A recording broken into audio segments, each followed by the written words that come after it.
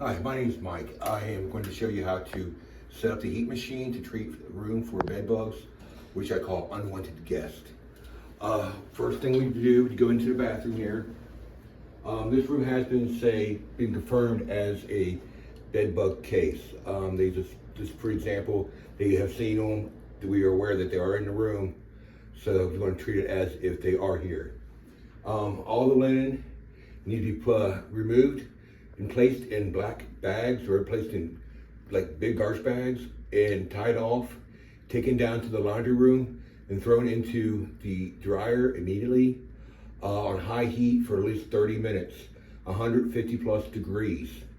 The heat will kill off the bed bugs. We come into the bathroom, remove all the towels and place them all in the garbage bag and so forth. And there's really not much in here you can do on that part. Then I would come in here and I would strip all the bed linen off the beds, remove the pillowcases off the pillows, place the pillows, the pillowcases, and all the bed linen in a garbage bag. Housekeeping should be attending to the linen and placing them in bags. Now we will assist if need be, but the housekeeping should be able to place all the linen in the bags, keep it tied off, keep it separate to take down to the laundry room. And you basically pull all the stuff off, you would bag it all up, and so forth. Say, for example, this might have been at one time, because if you come over here and look, excuse me, you can see the dark residue and markings here. That could be from unwanted guest, or that could be from, I don't know, a chocolate bar, who knows. But that does look like that could have been a trail at one point in time. And like I mentioned earlier, you would remove the pillows from the cases and so forth of that nature. And you place all these items in a garbage bag or a clear bag, or basically a big bag to put all these items in. You wrap it all up and you would basically put it into a bag. I do not have any bags on me, so therefore, we'll skip that process. So for the time being, I'm just going to lay right here for the time being. And I would do the same thing with these. Just remove all the items. I'm going to place one for the time being. Since I do not have any bags on me, that would not be an issue for the time being. Now, this bed, I believe, has a bed skirt on it, yes. Now, with the mattresses, you wanted to prop them up and lay them up against the wall. You want to have them out at an angle so the heat can transfer all the way around the items. So you basically just slide the bed off and put it up there. So for the time being, we will take the mattress and I will slide it off the bed. Be careful, you do not want any unwanted gas to transfer to you from the items. So you do want to be very careful about doing so. And for the time being, you just want to prop him up against the wall for the time being, just to get him out of the way. Then you would want to remove the bed skirt. Be careful of when you remove the bed linen and the other items, you do not want to fling the linen around, because you don't want anything that might be on the linen to fly across the room or fly onto yourself. So when you do remove the linen or anything like that, you do want to be gentle with them, because you do not want to disperse the unwanted guest. So basically you just remove the cover off of that. You're going to pull her out a little bit.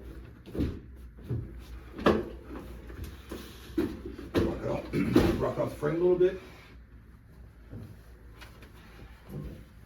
Take it. And you want it to kind of rest up against the side of the wall here. You don't want it to be out too far out, because you don't want to slide off and come back in and find the bed laying flat. So you do want to put a little bit of an angle on it, but not by too much of an angle.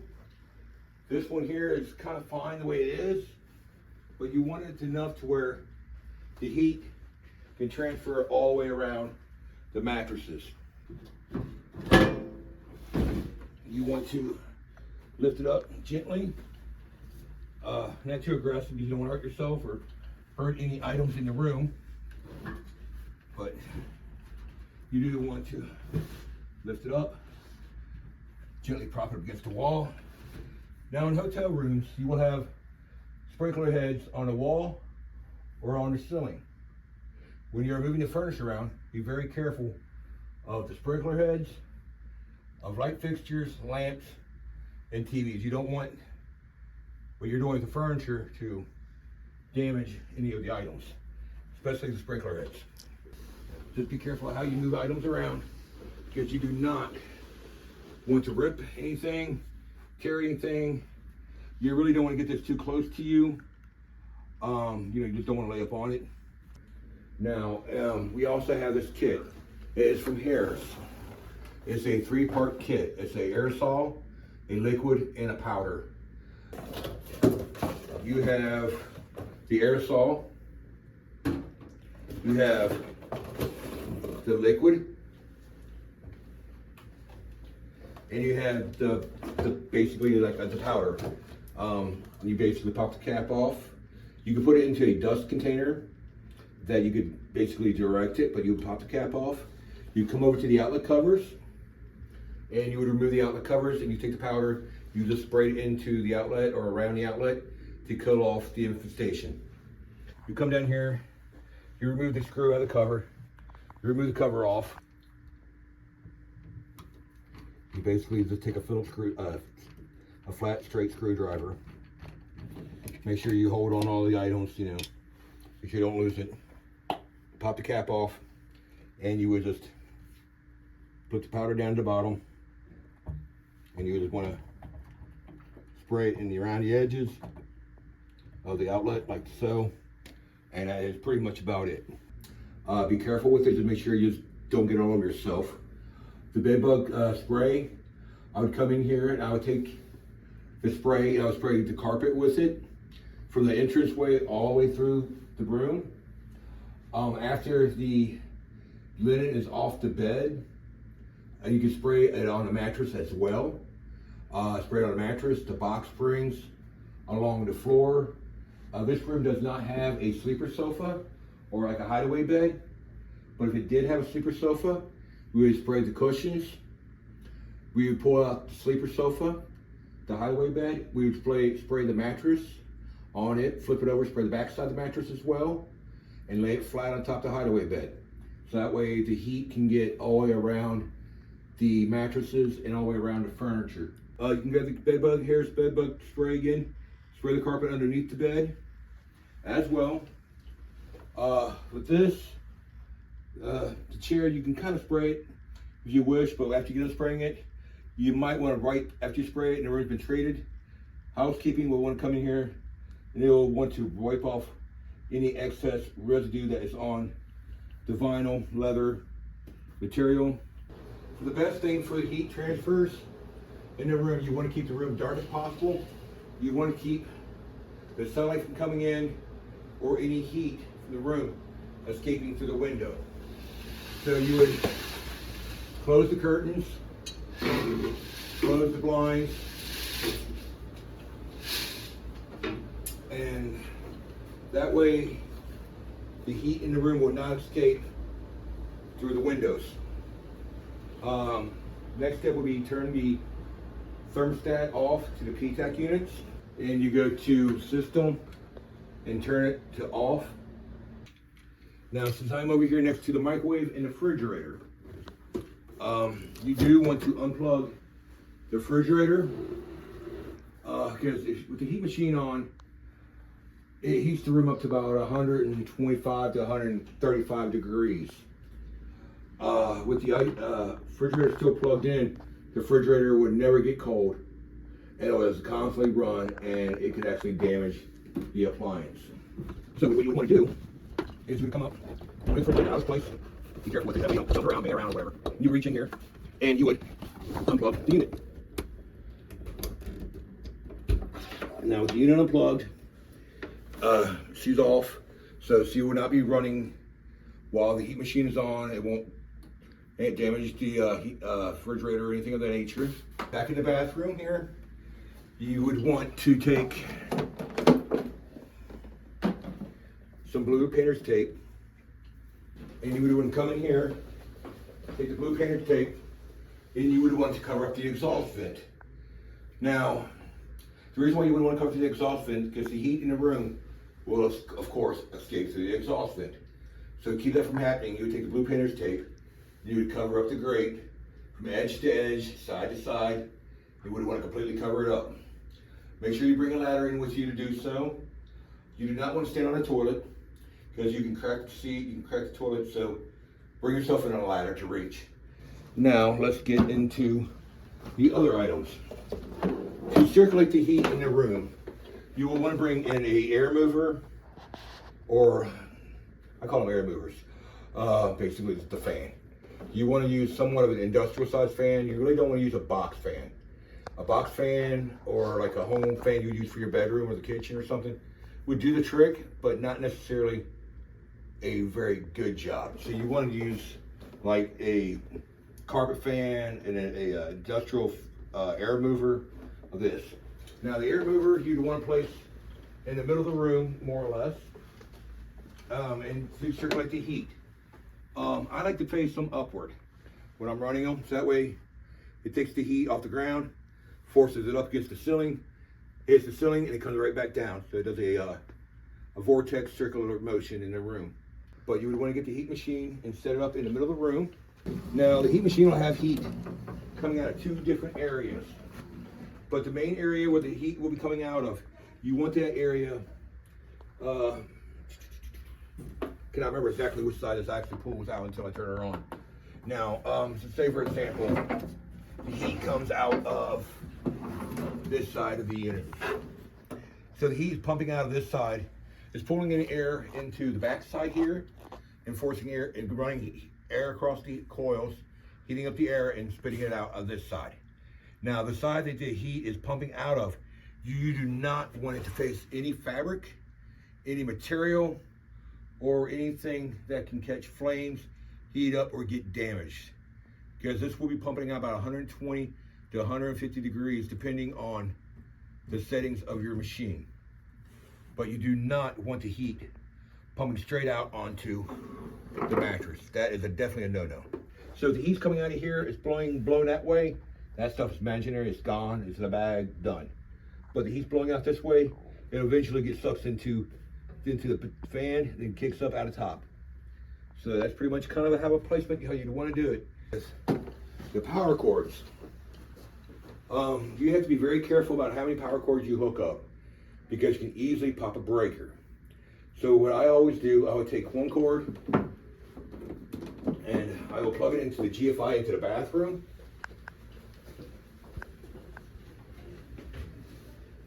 All this linen is not in here, so this is all gone already. But I would take the power cord, plug it directly into the GFI into the bathroom. I would run the cord into the living room. I'm just going to go ahead and this is power plugged into the GFI in the bathroom, so I'm just going to leave that there for the time being. I am going to grab another power cord. This one here, I am going to plug into where the microwave is, where the refrigerator was plugged into. So he is plugged into that. Now I'm going to make a third cord. So I have one cord plugged into the GFI in the bathroom. I have one cord plugged into where the refrigerator would go. I'm plugging a third cord into the outlet underneath the TV. Now on this unit there is 1, 2, 3, 4, 5, 6 outlet plugs on this unit. Now you have the master outlet, master area, which you would plug into. I am going to use the one in the bathroom, which is the GFI. So I'm going to plug the GFI one into the master unit. Then the one that's in underneath the where the refrigerator was, I'm going to plug into the next one. And then the one that's underneath the TV writing desk, I'll plug into the next. Now, more cords you use to plug into this machine, better this machine will heat up. Better for heating the room. Now, the issue with setting the cords up in some of these rooms, you are easily able to pop a breaker in the room. These rooms, in this room, we have like two or three different breakers. You have a breaker for the PTAC, then there's a breaker for like the room itself, and then there's maybe another breaker for the bathroom area. So you have to be careful about how many plugs you plug in, because you can easily pop a breaker. Now, if you have all the cords plugged in, you turn her on and you pop a breaker, you'll have to do some cord manipulation, like finding a different outlet to plug it into that will not trip the unit. Now, the next one is I'm going to plug into, these right here are 240 volts. These first four are 120 volt, 13 amp inputs. So these are 120, 13 amps. So basically, it's the normal power cord, electric cord into these first four. These two are 240, 16 amps. Now these two here, we have a cord that I'm able to use, power cord I'm able to use to plug into these units, which I can take and I can run it into the PTAC, which will allow me to have more power, more amps, more voltage being used for the heat machine to allow it to be more of an optimum power, more optimum heat for the unit. Now this next cord is a 220 cord. It has a plug on it like this, which is not a standard outlet plug you would find for a radio clock or for your battery charger or anything like that. The cord is a little bit different on this end. And then on this end as well, it is a little bit different as well. It's not a standard plug. This is more like the outlet the plugs you see maybe more on a kitchen stove. Good. And the outlets on here are placed in a different pattern. Yeah, that one has a little kind of like an L look to it. So you'll make sure you gotta plug them into the proper areas, like so.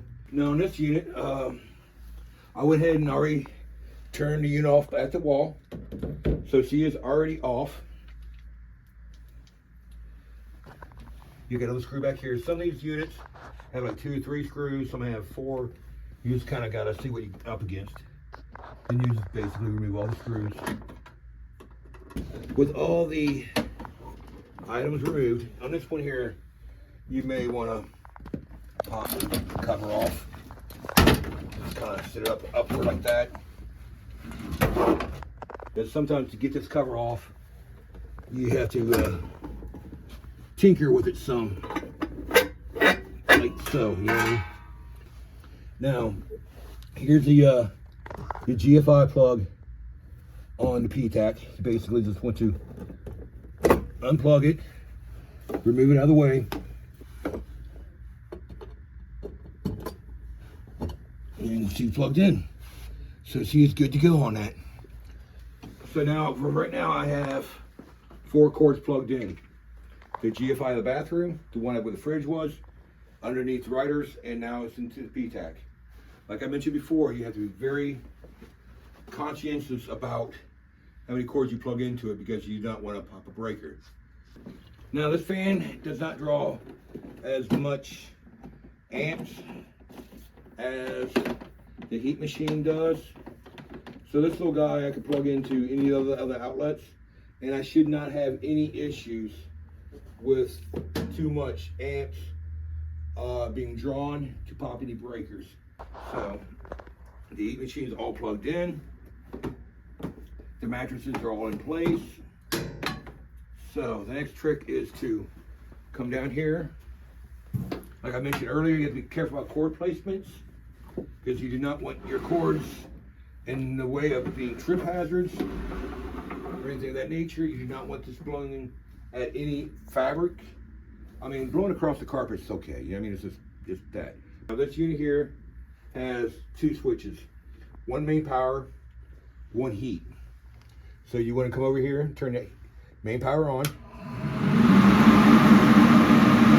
running. Turn the heat applied on. Should be heating up here in a second. Now, you can determine what side of heat comes out more on. You know what I mean? So either side of this vector thing. So both sides blow out more air. You know what I mean? So I believe the main heat is going to come out on this side, but you can feel the heat more so over here rather than here. You know what I mean? So in that case, you're going to take it and flip it around where the heat is facing opposite of where you want to go. So the heat is being pumped up from this side, being sucked in from here, blowing out this side. Then the next step is to turn the fan on. You come over here, basically turn the air mover on, and the air mover basically will take the air that's being blown from there, come over here, and it'll circulate the air like towards the bathroom, towards anywhere else. Other than that, it's pretty much how you would set up a heat machine in this room. I thank you. Have a great day.